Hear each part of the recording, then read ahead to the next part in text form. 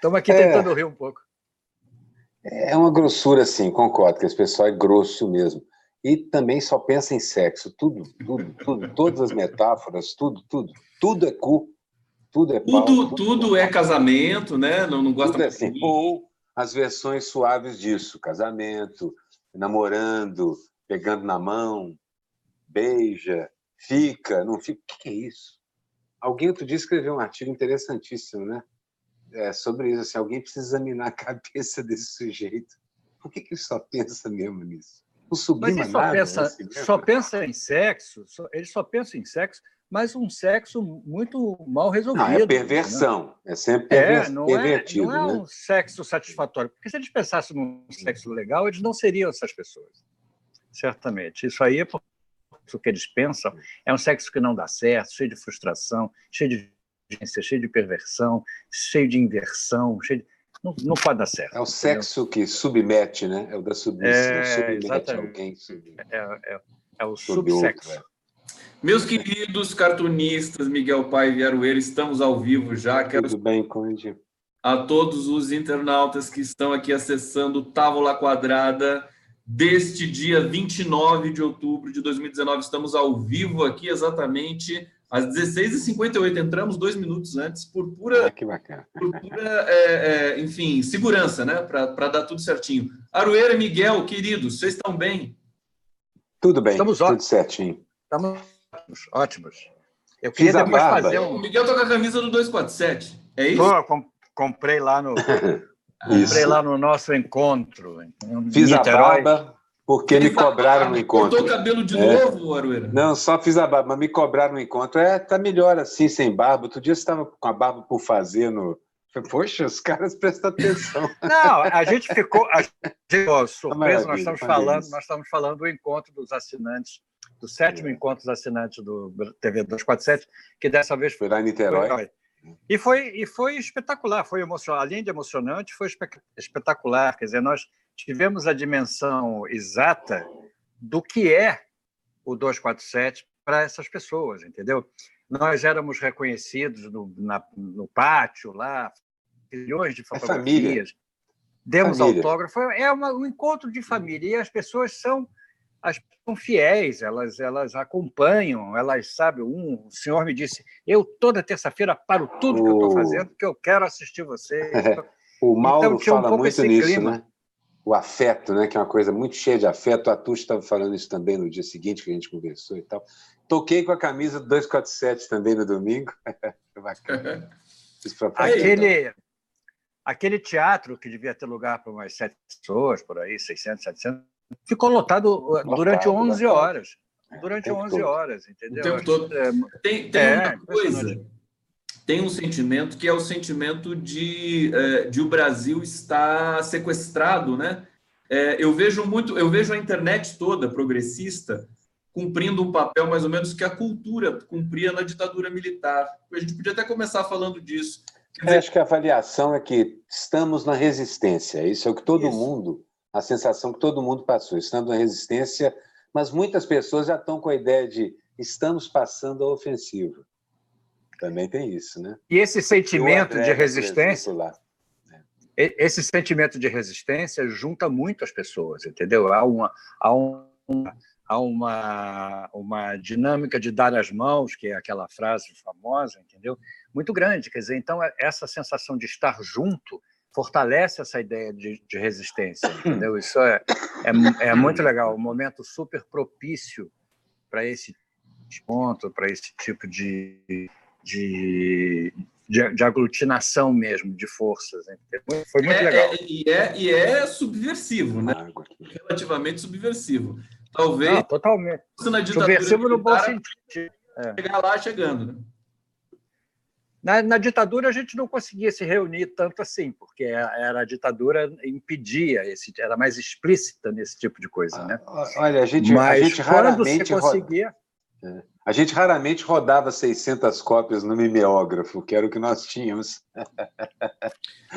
E isso era o que tinha dentro do teatro, fora o pessoal lá de fora e tal. Vamos iniciar a nossa rodada aqui no Távola. O pessoal já está todo carinhoso aqui, todo afetuoso, saudando Miguel Paiva, Aroeira. E comentando aqui, Zenaide, Maria Bertoldi, Lavim, Lula, Natalina Aparecida Caçaroto.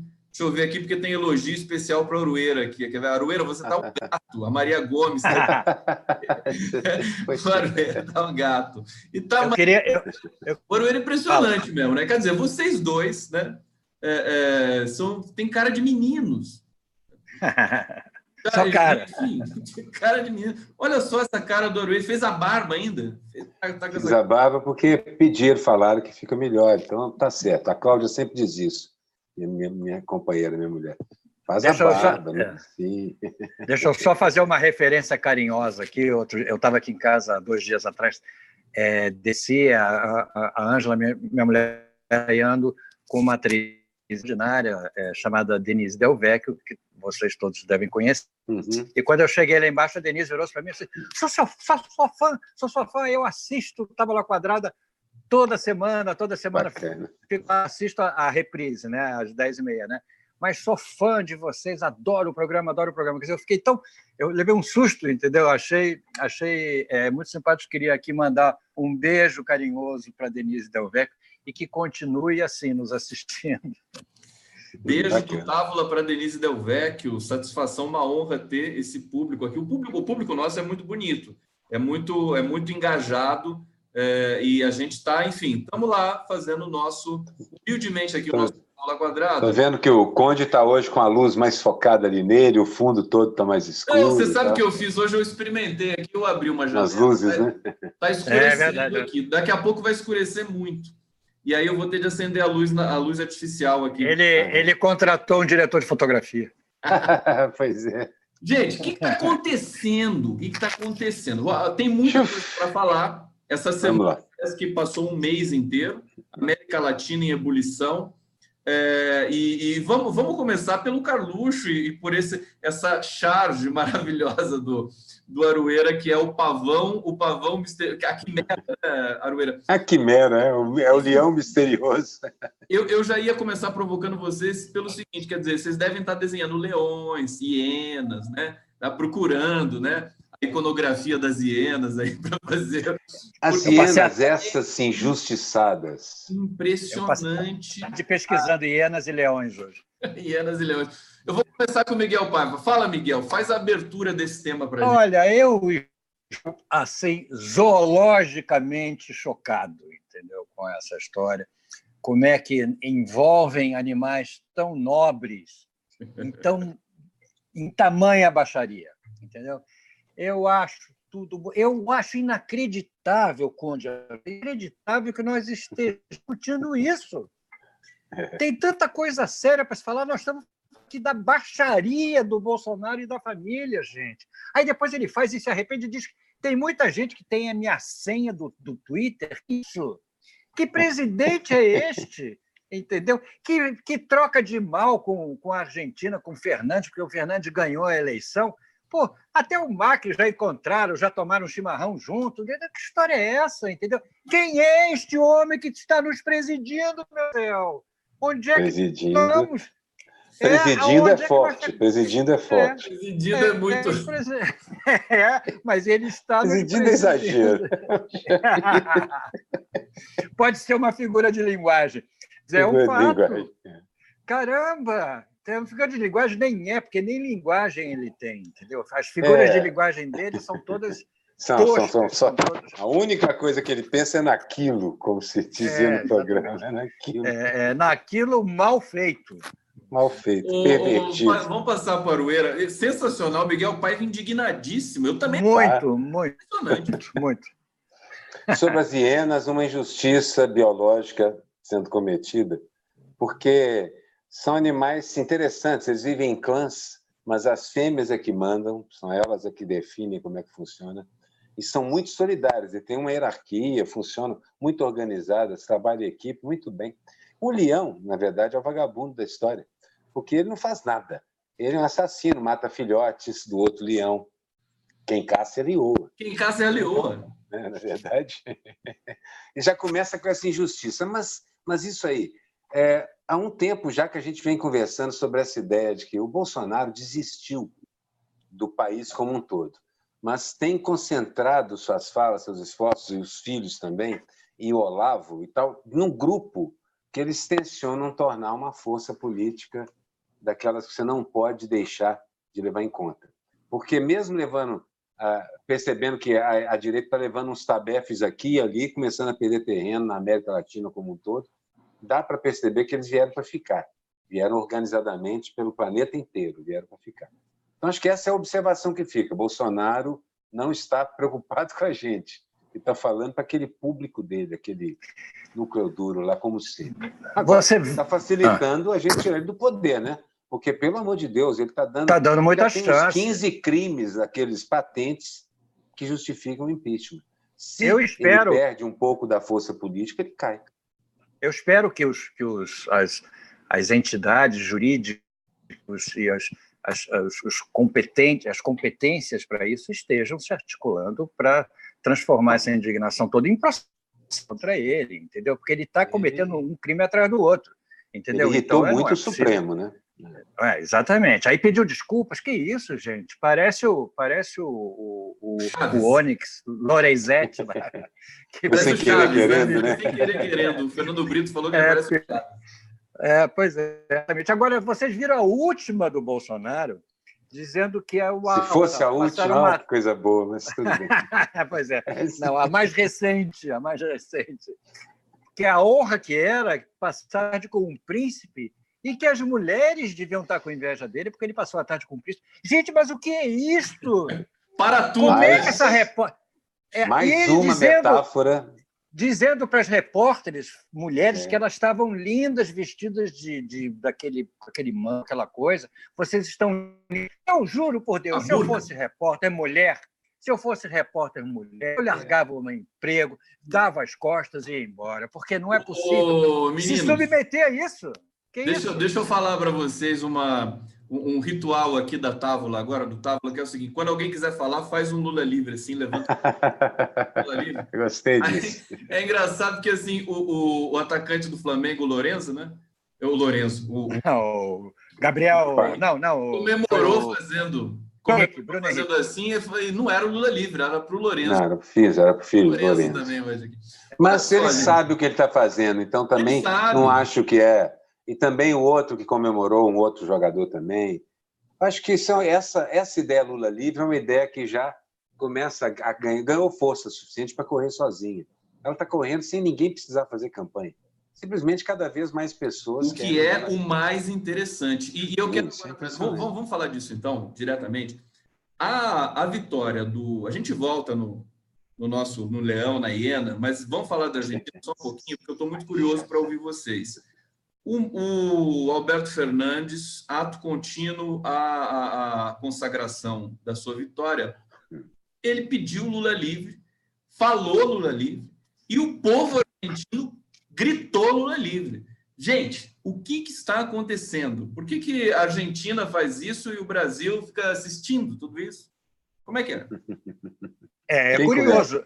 Eu posso falar. É curioso o seguinte, o Bolsonaro depois vem dizer que foi uma interferência na nossa justiça, nossa não sei o quê. Gente, mas já está mais do que provado. Isso me espanta também, queria incluir esse tópico, me espanta que as pessoas continuam falando do julgamento da Lava Jato, do Lula, sem levar em consideração que esse julgamento já está totalmente desmoralizado, entendeu? As pessoas precisam rever. A grande imprensa precisa tomar vergonha na cara e rever a sua postura diante de fatos. Porque eles estão achando que o quê? Que isso tudo é uma balela, que o CEP, a Vaza Jato, é uma mentira. Que isso? Se parte do país está levando em consideração, eles são o quê? Os donos da verdade, literalmente? Gente, não pode. A gente não pode mais falar do Lula e do julgamento dele sem levar em consideração que aquele julgamento foi uma armação.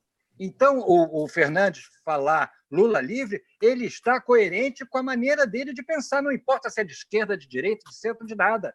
Ele é coerente, ele está tomando uma posição política diante de uma falcatrua. Ele não está interferindo no Estado de ninguém. Tanto é que o Supremo entendeu? É uma manifestação mais do que justa e democrática de quem acabou de ser eleito. É a grande chance dele, dele falar isso, entendeu? Demonstra exatamente qual é a posição dele. E ele sabe também que é, em grande medida, em função ao apoio do Lula, enfim, e do apoio do Bolsonaro para o Macri, que a vitória dele se consolidou também. Claro, acredito... acredito que ele tem noção, assim como outros líderes na América, do papel que o Lula está representando nessa virada, o papel em que o Lula, prisioneiro político, está representando nessa virada no continente. Essa exposição do neoliberalismo e da maneira como ele opera, até na política, como aconteceu nesse golpe, é outra coisa que também ajudou os caras a conquistarem algum espaço. Não estou querendo desmerecer as lutas de cada país, que eles têm dinâmicas, direções, lideranças e etc. Mas acho que é preciso levar em conta esse papel. A outra coisa, isso mostra bem, assim, a correlação de forças está mudando mesmo. Como a gente pode aproveitar? Porque outro dia, Conde, você falou um negócio interessantíssimo. Lula vai ser solto. E aí? Então, nós temos que começar a organizar, porque o Lula solto, eu acho que ele pode realmente levar milhões para a rua. Essa que é a verdade. O Lula solto, não é que ele vai... Não acredito que ele vai diminuir, como já vi muita gente comentando, porque vai ser solto, porque ele preso simbolicamente mais forte. Não. Acho que tem um processo em movimento acontecendo e que o Lula na rua pode ser um dinamizador disso espetacular.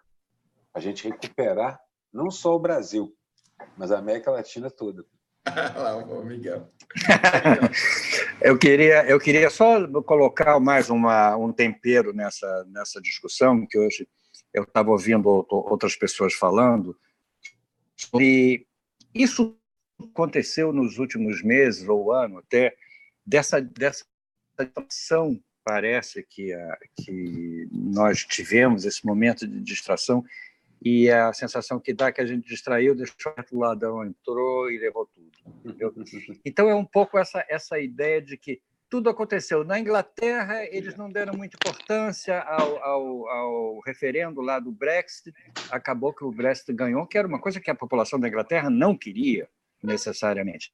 Os Estados Unidos distraiu e, pum, levou. Aqui a gente se distraiu, o Bolsonaro foi lá e pimba. O que na Argentina, a mesma coisa. Quer dizer, o Chile, eu acho que já é uma outra história que já vem de mais tempo.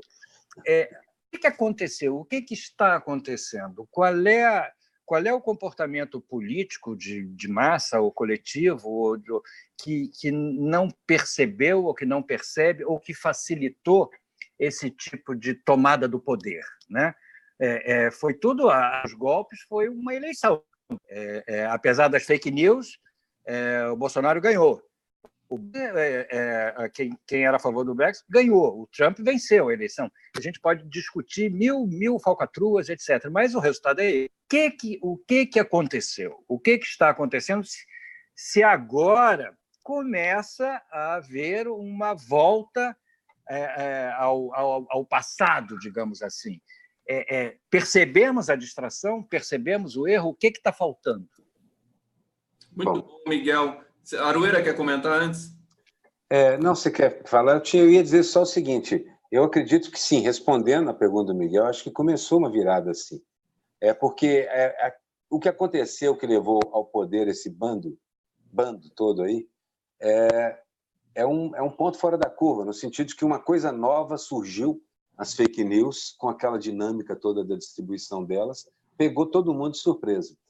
De certa maneira, a gente se vacinou, a gente está se vacinando cotidianamente contra isso, à medida que o neoliberalismo mostra sua cara, à medida que a prisão de Lula se mostra cada vez mais absurdo, à medida que o Supremo acorda da letargia e começa a reclamar, à medida em que até a Câmara dos Deputados começa a reagir um tico, ainda muito pouco, menos até do que outros poderes. Mas sim, eu acredito, Miguel, que está havendo uma virada real. Minha pergunta é, como organizar isso para capitalizar, de certa maneira, e continuarmos nesse processo, né? Perfeitamente. Deixa eu colocar minha colher nessa questão, que eu acho interessante demais. Acho que primeiro dar uma dica, né? Tem um filme sobre o Brexit que é sensacional, com aquele ator britânico, o Benedict Cumberbatch, que é assim, muito talentoso. ele faz o papel de uma espécie de engenheiro comunicacional do Brexit. Que o Brexit foi exatamente isso. Quer dizer, mobilizar o ódio, a xenofobia, né? Esses sentimentos mais arraigados que toda a população do mundo todo tem. Todos nós temos isso. Nós temos de aprender a reprimir esse sentimento de ódio. E aí isso virou uma engenharia comunicacional, que o Bolsonaro colocou em ação aqui no Brasil também, que o Trump colocou nos Estados Unidos, ainda que as eleições lá tenham uma configuração diferente. Então, essa é a ameaça. Agora, além das fake news, deixa eu só complementar, Loeira, eu devolvo para você. Agora, na América Latina é um caso excepcional, porque aqui você está tendo o retorno da política. A política é criminalizada. Então, trouxeram esses sentimentos, que são sentimentos atávicos, né, de todo ser humano, colocaram em cena, fizeram uma engenharia comunicacional aproveitando as plataformas massivas tecnológicas, e agora você tem o retorno da política. Olha, tem um gatinho, que bonitinho. Ele cismou aqui que tinha que vir para cá, meu Deus. Eu quero só falar que daqui a pouco eu vou ler aqui os comentários dos nossos internautas, está todo mundo pedindo para falar aqui. Mostra o gatinho para a gente, Manuel, que bonitinho. Esse aqui é o Léo. É o Léo. Grande Léo. Grande Léo, ele veio participar do Távola. Veio participar hoje. Mas o que eu ia dizer é o seguinte, até perdi o que eu ia falar, por causa do gatinho, ficou aqui miando. Eu estava falando da comunicação, do ódio, da mobilização. Sim, eu ia dizer assim, eles fizeram isso, mas o fôlego do conteúdo deles é muito curto, porque ele é muito absurdo. Fake news que são facilmente desmascaradas, na verdade, não é nem nada elaborado, não. É coisa desmascarável muito facilmente. Então, essa que eu acho que é a vacina. O grande desinfetante é a luz do dia, né?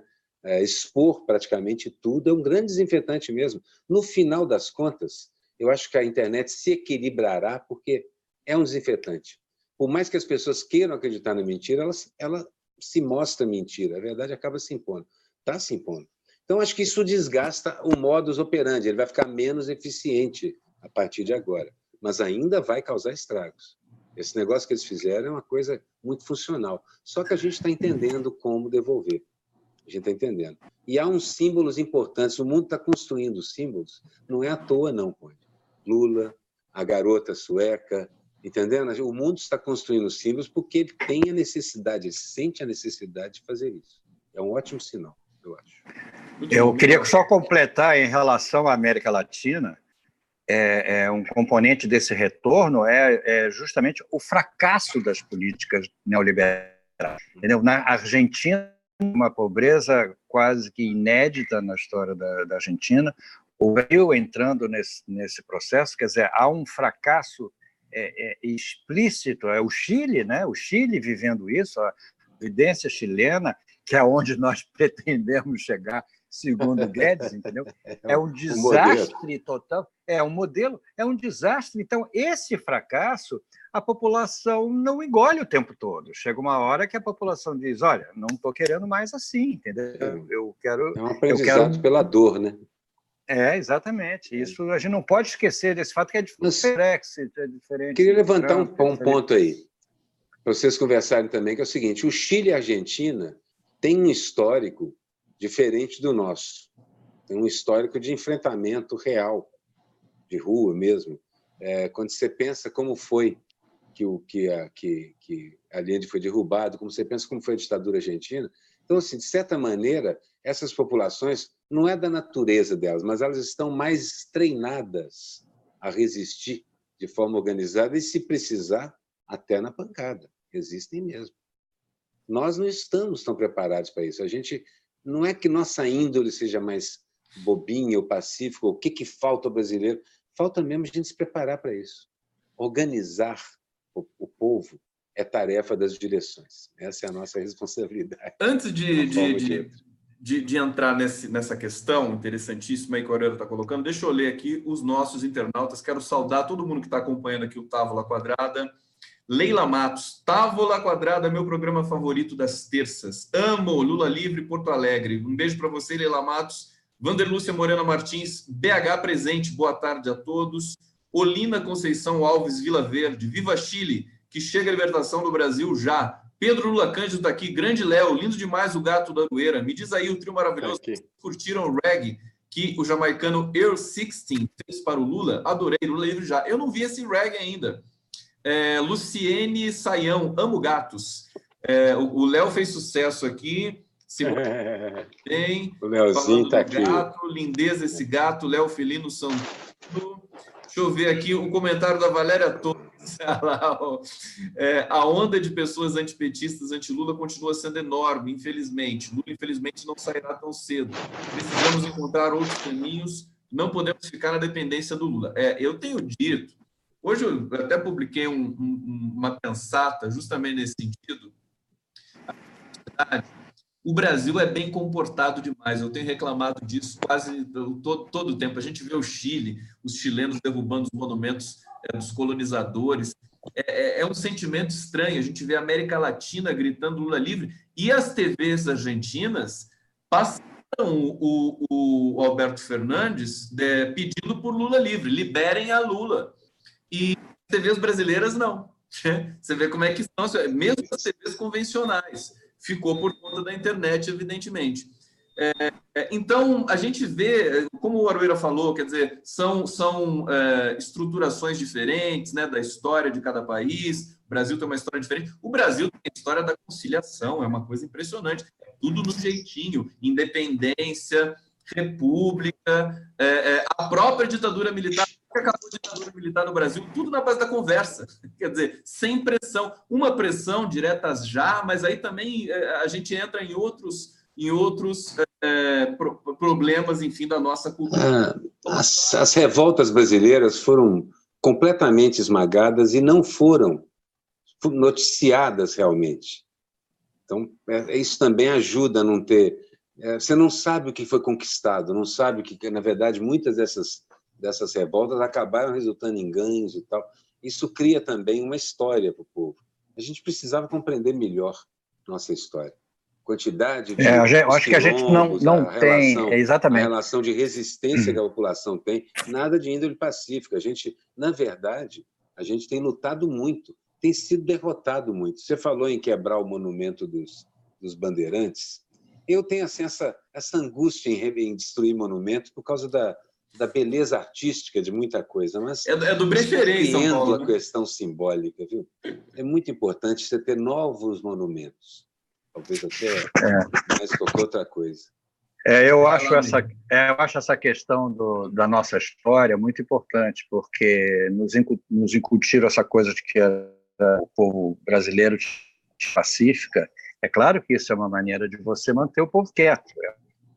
Principalmente durante o governo militar, isso foi muito divulgado. Quer dizer, na realidade, nós tivemos batalhas sangrentas na nossa história, tivemos muita gente morrendo, mas, como sempre, os livros de história eram manipulados, escritos e publicados pelo poder. Entendeu? Então, quando a gente começou com a nova história, na época começou a se reescrever a história, as pessoas que estavam reescrevendo a história foram todas presas. Mas existe pouca coisa, uma literatura, existem livros didáticos que contam a verdadeira história do país. E a gente sempre sentia que o brasileiro deveria ter vivido mais um pouco de guerras, ou conhecimento disso. Não sei se chega a isso, mas pelo menos sabermos, né?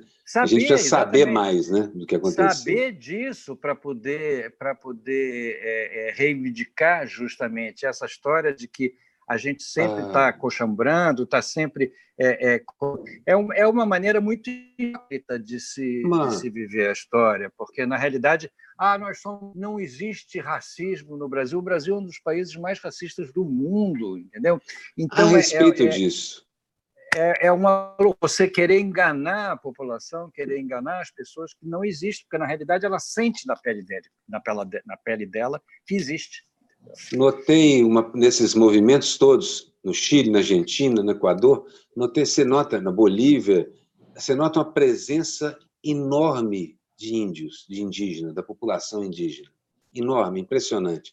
Com uma consciência disso maior do que no Brasil. Nós também temos uma população indígena gigantesca, mas sem a menor consciência de que é. Mas parece que não. Nesses países, isso também ajuda um pouco a, talvez, essa irritabilidade maior, essa de serem mais aguerridos e assim por diante. Talvez essa consciência de que são um povo, talvez também ajude. E a gente sempre desenvolveu... Etnicamente, né? Uma coisa mais... exatamente. Porque, a gente sempre desenvolveu índios, muito... Eles, deixa eu só terminar isso aqui, não foram só exterminados. De uma certa forma, a identidade deles foi retirada.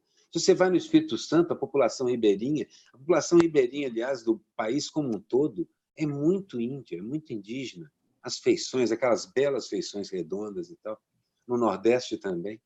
Mas não tem mais a consciência de que são indígenas. A gente só valoriza... O movimento negro no Brasil é muito mais consciente, por causa do nunca ter abolido a escravidão, e de como o racismo antinegro está embutido na sociedade brasileira. Então, ela é muito mais consciente de ser um povo. Deixa eu passar para o Miguel, e depois eu quero falar sobre essa questão indígena, que acho que é muito importante, que o Aroeira está levantando. Vai, Miguel. Já que nós estamos falando de negros, eu queria só levantar a questão que o racismo sempre foi medido, sem metáfora nenhuma de serviço da casa, entendeu? Porque a elite do Brasil sempre foi muito valorizada. Uma elite sem a menor qualificação, uma elite despudorada, uma elite exploradora, uma elite que não tinha a menor consciência, ignorante, a menor consciência de país.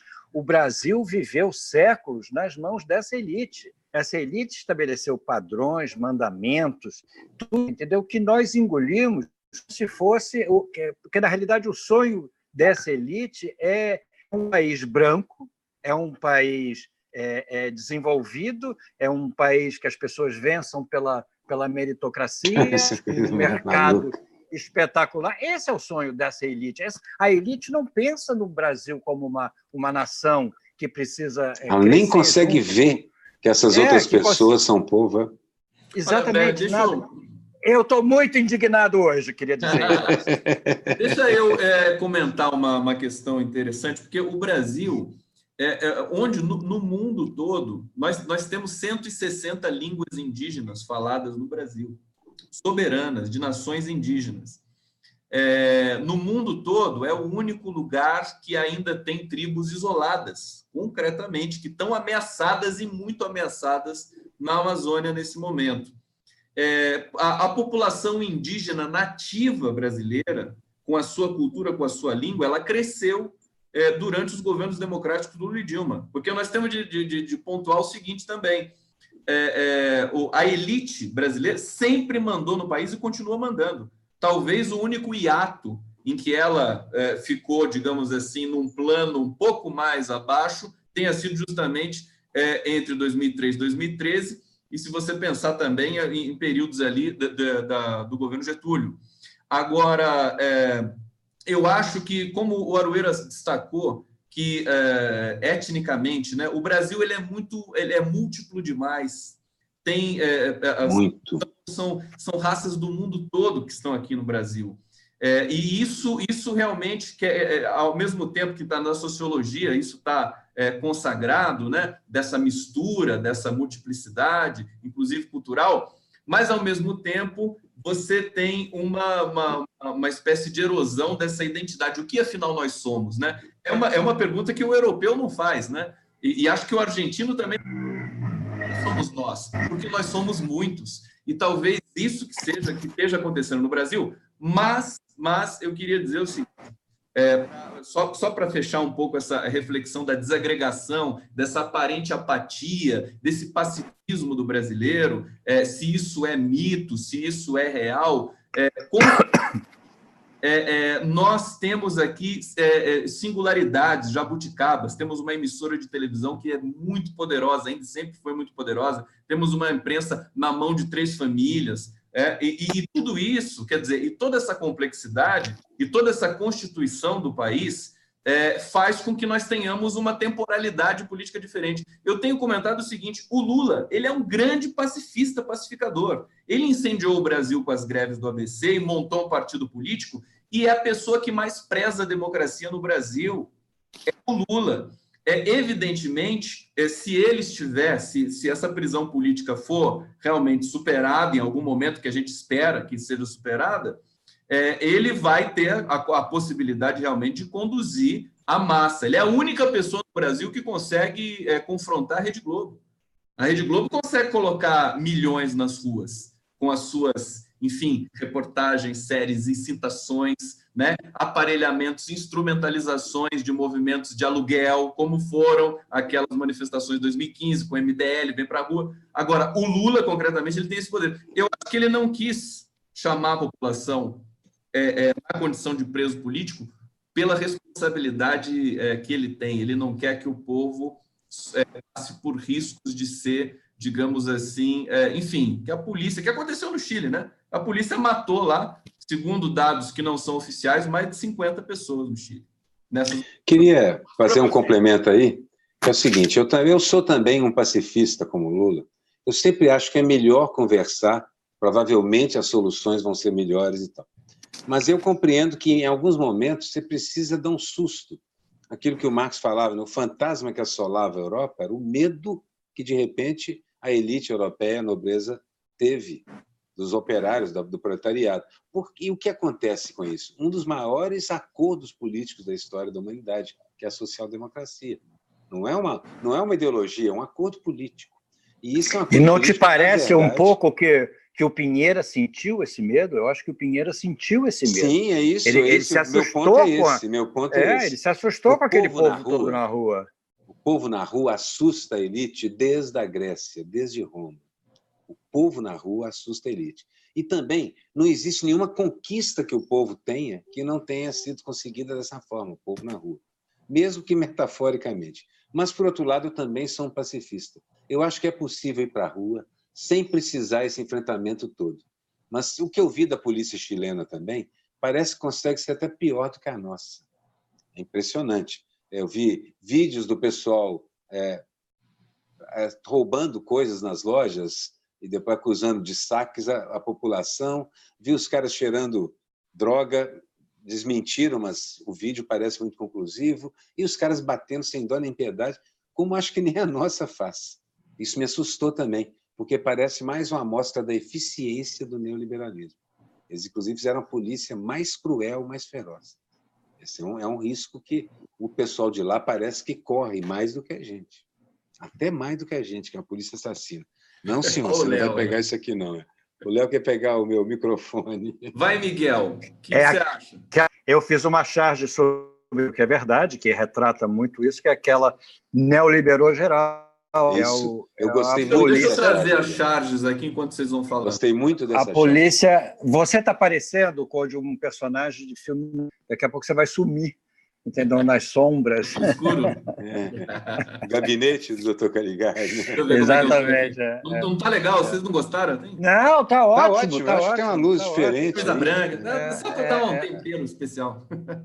Mas eu acho que essa polícia... Se você... A política neoliberal se parece muito com a polícia neoliberal, cai de pau, entendeu? Porque tanto a política... Não é essa, é a anterior. Qual, é a anterior? Essa aqui? Não, antes dessa. Essa é muito boa. É a Vitória. Não, antes ainda. Antes essa dessa.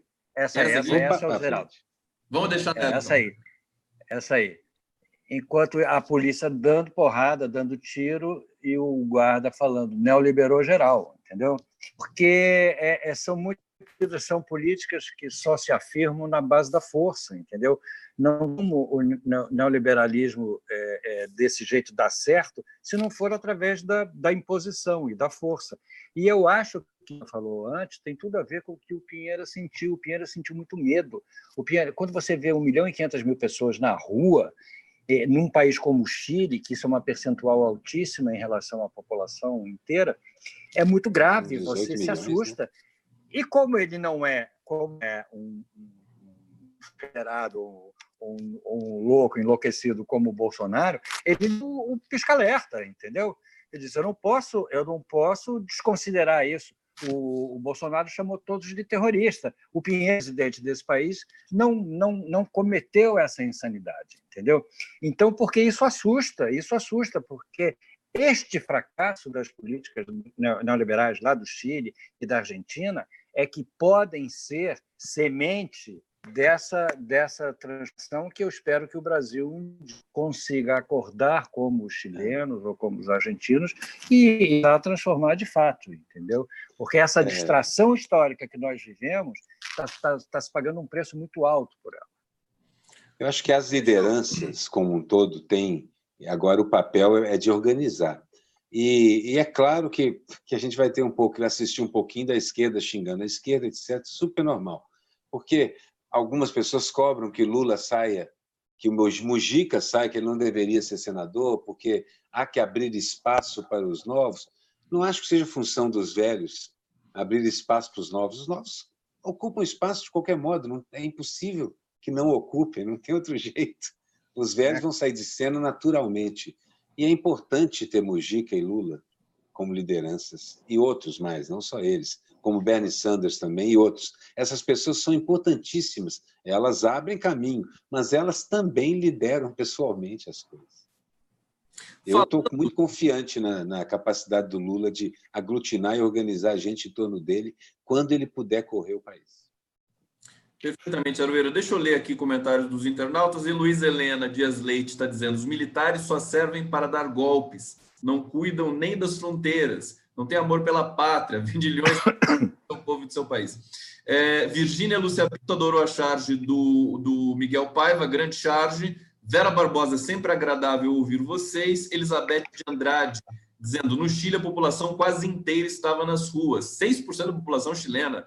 É uma coisa impressionante. Se fosse do Brasil, seria o equivalente aí deixa eu ver, 12 milhões, 18 milhões... Não, peraí. 6... Por aí, Você vê 3, 18, Seria 12 milhões de pessoas, né?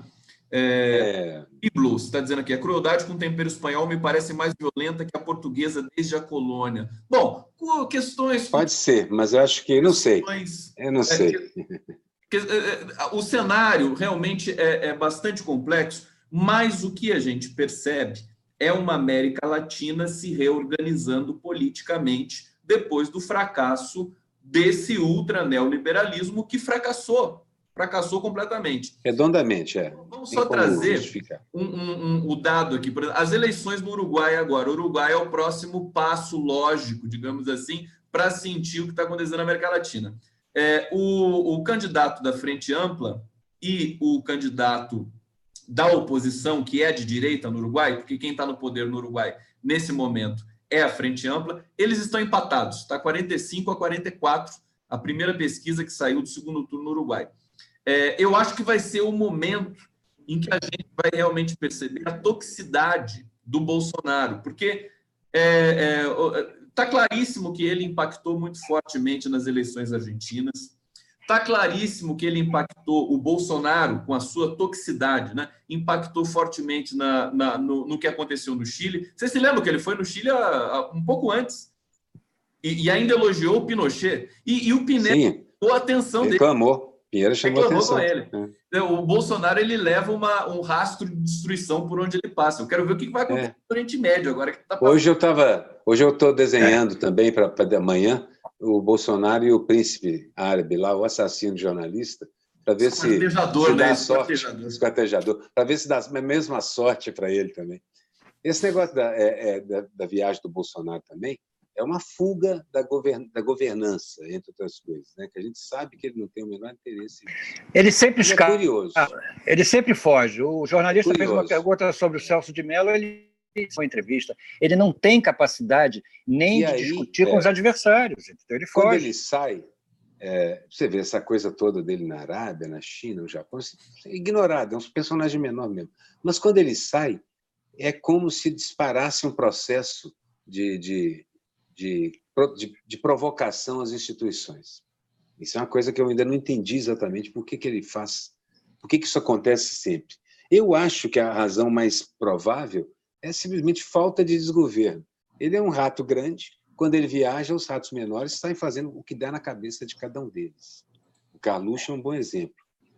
Eu não sei se isso tem um plano, entende, Conde? Muitas vezes eu vejo as pessoas dizendo, não, porque aí o Carluxo vem, faz isso, que aí ele retira, se não der, não sei o que tem. Eu não sei se tem um plano.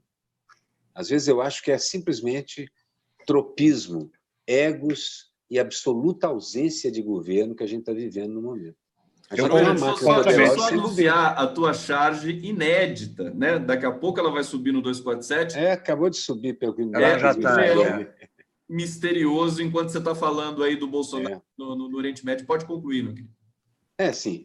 O Bolsonaro no Oriente Médio, nada foi conseguido, nada. Os acordos todos que ele firmou são muito bobos, muito caminhão. Na verdade, isso é caminhão de abacate. É basicamente como o governo Bolsonaro raciocina. Mas ele deixa aqui o caos. A prova da incompetência é que ele não nem um tradutor, nem um tradutor para o mundo árabe.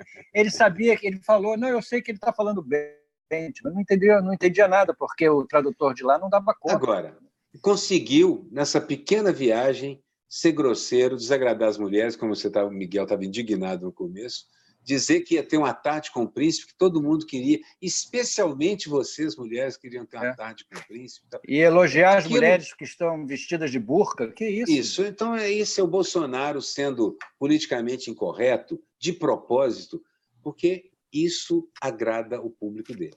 Ele não tem mais interesse no país como um todo e está contando o tempo. Ele sabe também que o pessoal não quer retirá-lo agora, por causa da crise que viria. E se retirar, o que acontece? Mourão cai também. Não sei como a legislação funciona, eu sei que sempre tem polêmica a respeito. Tem que esperar 2 anos, metade do mandato. Então, ele sabe também que os caras não estão nem ligando se ele governa ou não. Há uma corrente é uma coisa que tem certeza. Há uma corrente que diz que isso é cortina de fumaça para o verdadeiro problema, que é realmente que é o problema do Queiroz, entendeu? Que a grande imprensa deixa passar, o Supremo deixa passar, todo mundo Aquele deixa camelinho passar. do Queiroz. E o Queiroz está aí, o Queiroz está com uma sala no gabinete lá do Palácio. Agora são 2 aqui, ó. Então é grave essa história do Queiroz. São 2 gatos agora? A revolta dos gatos.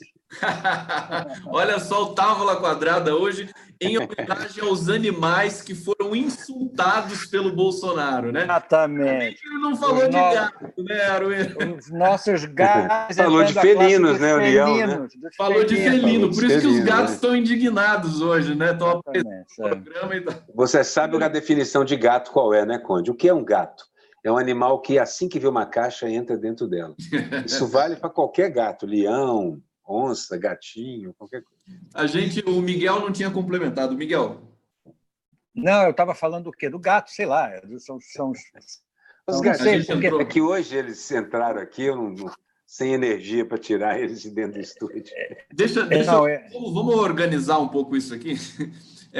Daqui a pouco eu vou colocar charges para a gente comentar. A gente tem mais 15 minutos de programa e eu queria comentar um pouco, vamos falar um pouco da política brasileira doméstica, essa coisa tão triste desse momento. Existe? Existe na América Latina. Quer dizer, essa história do Queiroz aparecer... eu estava falando disso, do Queiroz. Queria que... Vai lá, Miguel, não vou nem fazer nenhuma questão específica, vou deixar você comentar. Não, eu estava falando do Queiroz, que é evidente que o Queiroz é o bode no meio da sala, entendeu? Eles estão com esse Queiroz aí que não estão querendo se livrar de alguma forma do Queiroz, não estão conseguindo. O Queiroz é resistente até a doenças graves, entendeu? E está aí, ele é uma ameaça constante, porque o que me parece é que eles são tão loucos e tão pouca em consistência política que o Queiroz é capaz de fazer qualquer hora, capaz de dizer barbaridades. São todos num nível muito baixo. Então, o Queiroz é um miliciano do governo. Então, você imagina o que isso significa em termos de ameaça. Mesmo que seja um governo sem mesmo que seja um governo anarquizado, por que não caiu? O Queiroz é uma ameaça. Agora, não se entende o que está acontecendo. Por que a grande imprensa não bate nele o tempo todo, gente? Que isso? Mas eu acho que o Queiroz é um mecanismo de segurança. Eles podem derrubar o cara a qualquer momento com o Queiroz, a qualquer momento. Mas o Queiroz pode também segurar essa pemba toda, essa... Bom, ele falou lá do tamanho de um cometa, né? Porque isso se faz também nesse tipo de organização criminosa, né? Alguém assume toda a culpa e carrega aquilo em troca de permanecer vivo, dos seus terem amparo e essas coisas. Pode acontecer. Pode ser, Pode ser que o Queiroz esteja fazendo essa reentrée aí para poder justamente tirar da família, da família da agulha, né? Pode ser também. Bom, isso tá me lembrando esse vídeo do Leão, acho que é hora da gente falar um pouco disso, até pelo aspecto pitoresco disso, que é uma coisa jamais imaginada. Você vê o decano do STF, via pública, escreveu um comunicado bastante, pela primeira vez, achei decisivo, né? Deu num nível assim preocupante.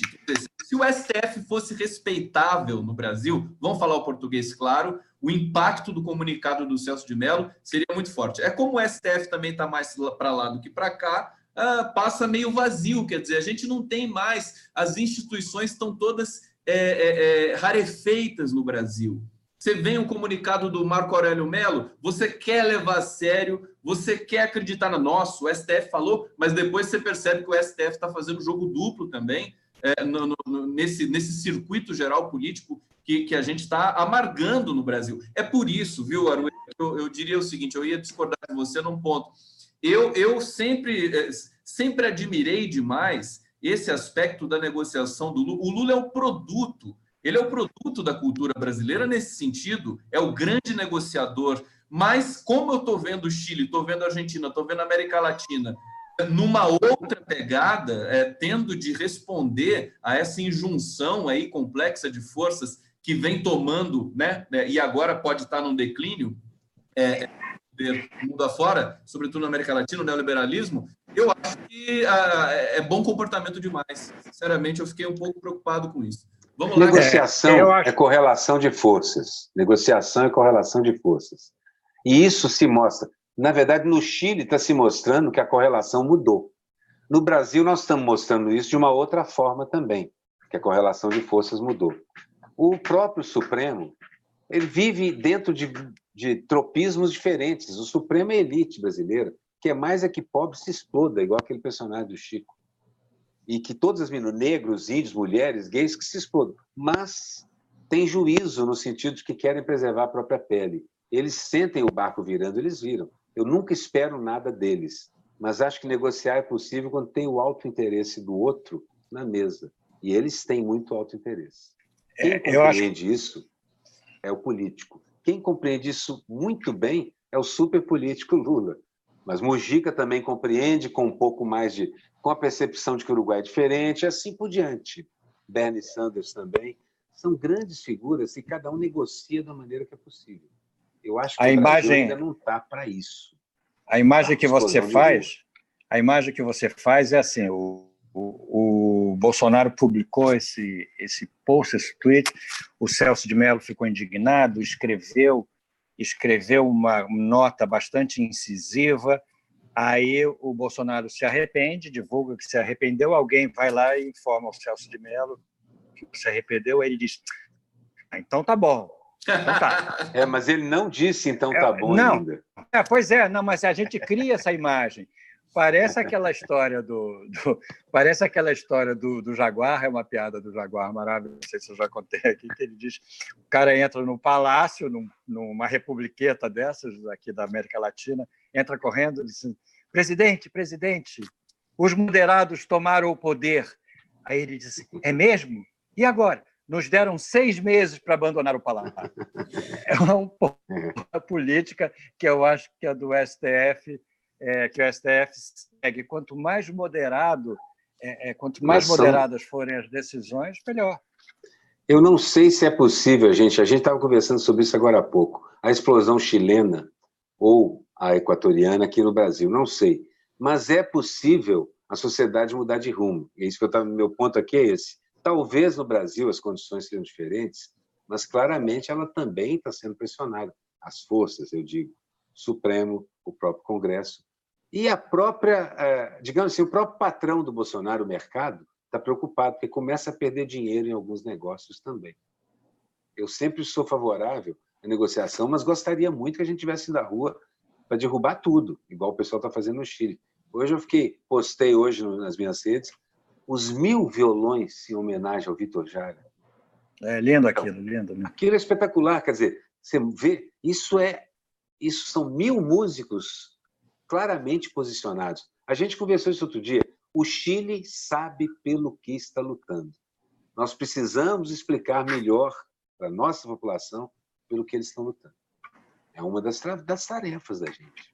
Exatamente. Temos a população aqui desconhece a sua realidade. Os argentinos também sabem, os equatorianos também. Isso fica claro. Assim, nós é que não sabemos tão bem assim. Eu acho que tem uma herança ainda cultural, com tudo que o Brasil tem de singularidade, de jabuticaba, ainda tem uma herança da ditadura militar que faz com que o povo fique com medo de tomar o protagonismo, tomar a frente. Todo mundo fica esperando a ordem, é a ordem do sindicato, é a ordem do partido. Eu acho que não, o Chile não é isso. Eu acho que a sociedade organizada demais, ela fica paralisada demais. Eu acho que o momento de explosão já passou da hora. Eu queria trazer, então, dentro desse aspecto, o vazamento de óleo do Nordeste, que continua até agora sem explicação, sem explicação de nenhuma instância, está chegando em Abrolhos, o arquipélago de Abrolhos, que é a área mais rica de biodiversidade do Atlântico Sul. E aí, Amazônia Azul, né? Eu penso justamente nessas mensagens, nesses recados meio da questão do significante, que são meio transcendentais, assim. Quer dizer, é a hora do Brasil abrir os olhos, né? Porque o arquipélago de Abrolhos é justamente isso, né? O nome foi dado porque, quando as embarcações passavam ali, tinha de abrir os olhos para você não ser, digamos, não entrar num pedregulho, enfim, numa pedra ali, numa ilha, numa ilhota e afundar o seu navio. É triste a população, os pescadores estão tirando na unha, mais uma vez, com as redes de pesca, o óleo que vai se aproximando de Abrolhos. O poder público brasileiro está lá daquele jeito, lavando as mãos. Literalmente, né? Ingrediente, quer dizer, eu diria que esse ingrediente, essa história desse maior catástrofe do litoral brasileiro, poderia ser um gatilho para a população se indignar. Quer dizer, não, mas lá está o povo nordestino todo organizado, sendo inclusive criticado pelas autoridades, e está lá recolhendo a sujeira que foi feita muito provavelmente em função da irresponsabilidade dos nossos governantes. Vai, Miguel.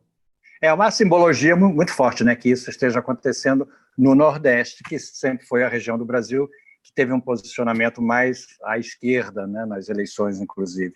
Eu tive nos Abrolhos 20 anos atrás, e era um com aquele lugar, você não podia descer na ilha toda, você só podia descer no império.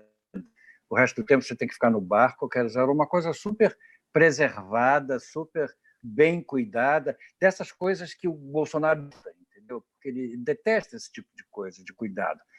Ele já teve alguma intenção em relação aos Abrolhos. Ele já andou falando aí o que ele queria fazer, alguma coisa nos Abrolhos, sei lá o que era. Mas eu acho que esse descuido do governo, esse tempo que o governo tomar alguma iniciativa, mostra justamente a consideração que o governo tem em relação ao Nordeste, em relação à Bahia e em relação ao Nordeste. Eles não estão preocupados com isso. Ele não acha que a Amazônia ele tem que explorar, o minério que está enterrado nela. Eles não estão preocupados, é isso mesmo. A porra da árvore. Como é que um presidente fala da porra da árvore? Entendeu? Não pode. Eles, se for por eles, por mais que o Mourão queira estabelecer um mínimo de decência, se é que é possível falar isso, não vai conseguir. Vai conseguir porque a atitude deles é de descaso. Esse Salles, entendeu? É um desconsiderado, é um cara que não tem a menor capacidade de responder por nada. E ele está pegando essa batata quente, que ele deve estar achando uma batata bem quente para ele, entendeu? Mas ele não tem a menor capacidade de responder a nada. Eu quero até colocar a charge do Aroeira aqui, do Salles, porque é uma charge, enfim, ele é meio nojento, desculpa eu falar isso, mas é em função, quer dizer, eles acharam todos os mariscos, todos os peixes que foram ali pegados pela pesquisa, estavam com petróleo dentro, estavam com mais de petróleo dentro. Eu fiz uma que fala especificamente disso, aquela do Salles dentro do óleo, como se fosse um degustando óleo, né? Degustando óleo. Eu queria fazer um comentáriozinho aí, é o seguinte: esses ministros têm uma característica em comum. Eles são caras de pau. Eles não ligam para as bobagens que falaram, não passam recibo, continuam falando bobagens como se também fosse uma tarefa deles. De certa forma, não tem o que fazer, não tem como governar, então desgovernam ostensivamente. Isso também eu não diria que é uma característica de um plano, mas eu acho que é uma característica, é um tropismo desse governo, que eles não têm o que governar, então eles simplesmente falam bobagens e se mantém o ministério ocupado, de certa maneira. E aquele negócio, né? Se a bobagem pegar, fica valendo, vira regra, vira lei. Eles todos têm essa coisa. E ninguém desmente mesmo, o desmentido nunca vem à tona, o desmentido é uma coisa que não funciona. O desmentido não interessa, mas assim, as ações judiciais já começaram, pelo que um amigo falou. Muitas das coisas que os ministros disseram, fizeram ou impuseram, mesmo esse pessoal de escola sem partido, com legislações, vai chegar no Supremo, porque isso contradiz a Constituição. Então, de certa maneira, é por isso que eu acho muito importante conversar com o Judiciário. É no Judiciário que os efeitos práticos das asneiras podem ser revertidos. Aquilo que a gente estava falando mais cedo aqui, que se espera que essas coisas estejam sendo feitas, entendeu? Para que possa reverter. Elas estão sendo. Volta e meia, alguém entra com uma ação porque foi muito prejudicado. Eu tenho acompanhado uma coisa ou outra menor, ou então um juiz ou outro que resiste ou que dá uma sentença do tipo acachapante em relação a uma asneira dessas.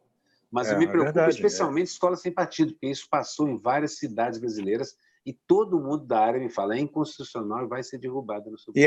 E as escolas militarizadas, que ele está conseguindo também impor. É outra coisa que é inconstitucional também. Está conseguindo impor. Enfim, vai dar um trabalho danado limpar a casa depois. Vai dar muito trabalho limpar. Vai deixar uma merda. Em duas áreas. Gente, deixa eu fazer... E no judiciário. Olha só, como sempre, a gente está chegando no final aqui. É tão gostoso fazer o programa com vocês. É sensacional. O pessoal fica assim também. Devia durar mais. Eu vou fazer um comentário, ler aqui alguns comentários dos nossos internautas. Quero dizer que o canal do Conde ainda não tem o Superchat, mas daqui a pouco a gente vai colocar o Superchat aqui para quem quiser fazer um comentário destacado e tal, e ser obrigatoriamente lido por nós. Deixa eu vir aqui, pessoa perguntando do Guedes, eu ia falar do Moro, né? O Moro virou até falta de assunto nesse tempo agora. Gente, Moro quem? Nem lembra do Moro do Dallagnol, né? O Glenn Greenwald também parou com a Vaza Jato. Eu fico preocupado com isso também. Né? Não, ele até andou vazando umas coisas interessantes aí, né? O Guedes vazou sozinho, pegaram a frente aí do Glenn Greenwald. Olha só. É muito vazamento nesse país, né? Vazamento por tudo que é lado. Vazamento de petróleo, vaza notícia, vaza... Tá aqui, a Denise Zanola está perguntando, você sabe onde está o Guedes? Zéfora Tersax, ministros, presidentes e filhos da Maris e Furtada, todos já falam em sanidade de propósito, é de caso pensado, Trump deu exemplo. Eu acho que é isso mesmo, eu vou até pegar o comentário da Zéfora, porque tem um método nesse modus operandi aí do governo.